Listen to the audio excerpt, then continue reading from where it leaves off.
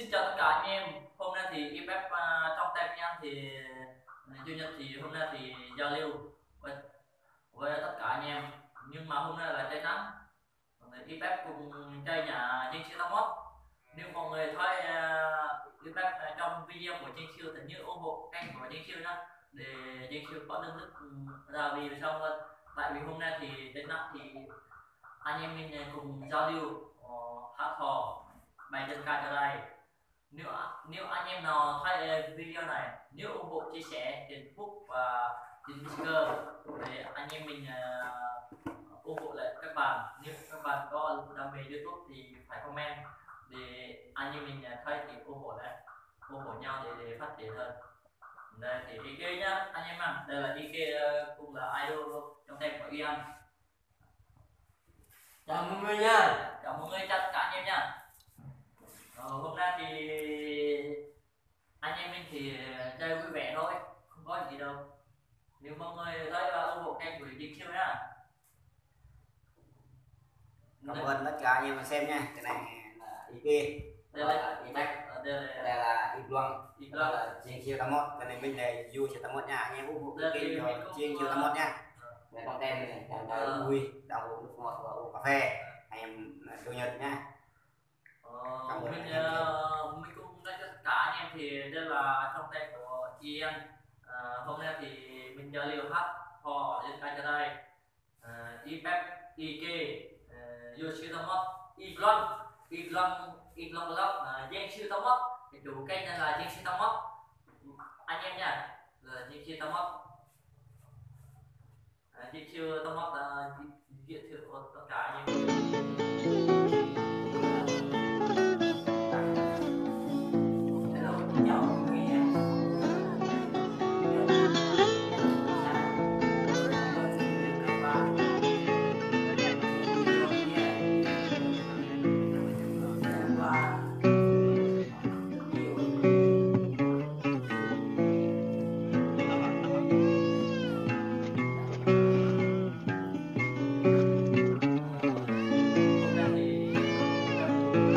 Hari có chết rồi, quả tầm rơi hay tầm tuyệt vời à, cái chuyện gì em chẳng là chụp lại yên đều.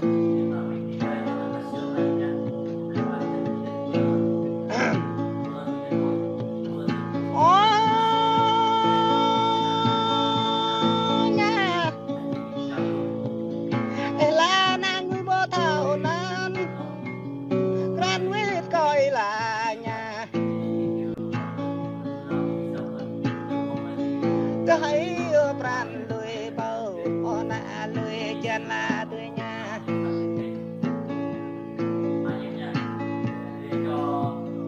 pran đuôi coi bên bề coi anh ra chào ao ra chỉ có mình nha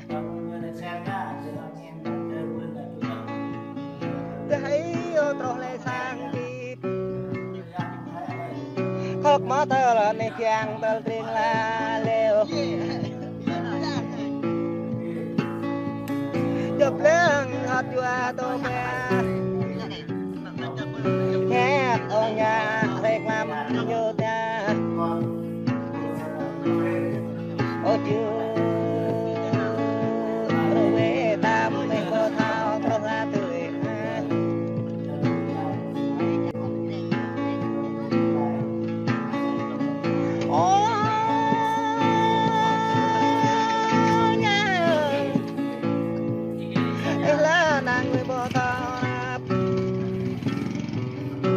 quê bao sao khăn là nhà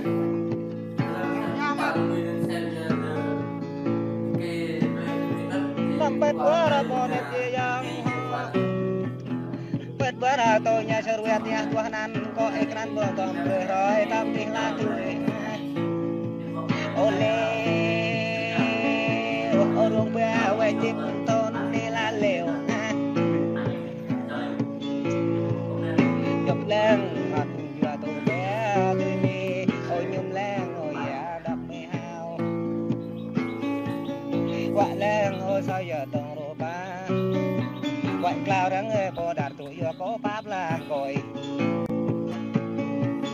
hình hôn tuổi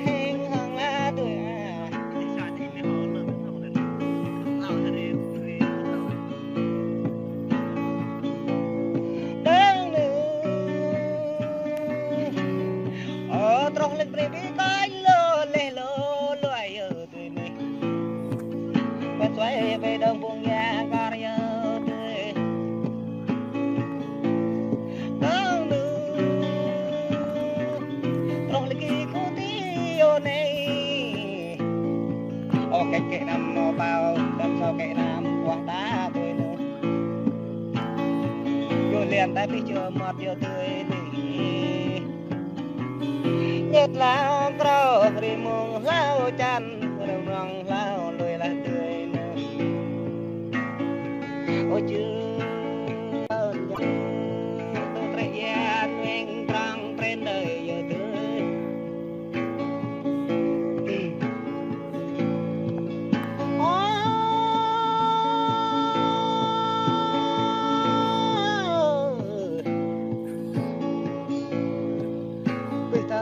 bạn giờ ta rồi nhá bây giờ liền nhà bồn nghe chữ ôi trời trên ngót đời giờ là tuổi leo đã có tang play po men tuổi đi pran chú bé ở chết sâu tua toàn bằng họa là leo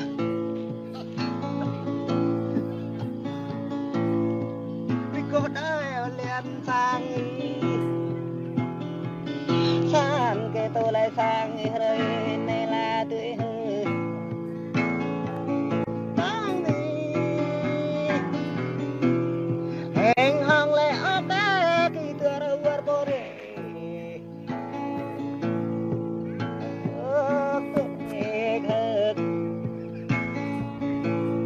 sang đi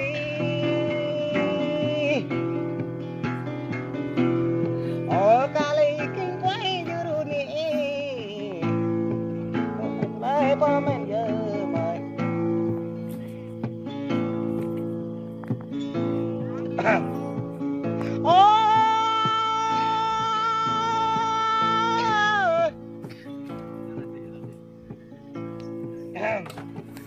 Quay lại tam mê theo năm đời, rồi lại tam tí là tươi đi, bây giờ cô nhìn là ma dứt.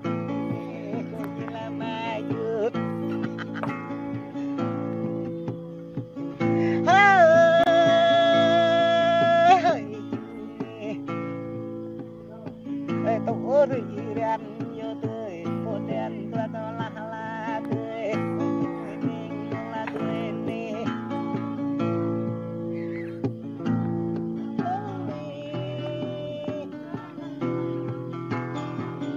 gần này ôi nhung là ya bố to mà ô hoa là ô phai vô nan ram giúp tôi là tươi đi vì nhớ đã riêng non vì nhớ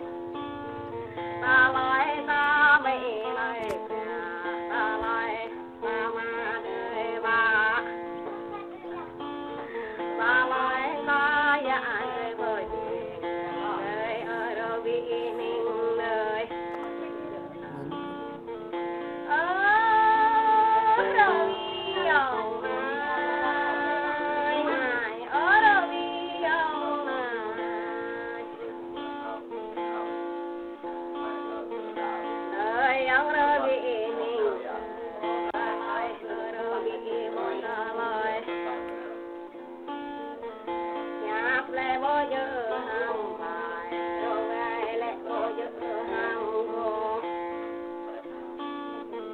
trong lẽ bao giờ hàng chuột rồi vì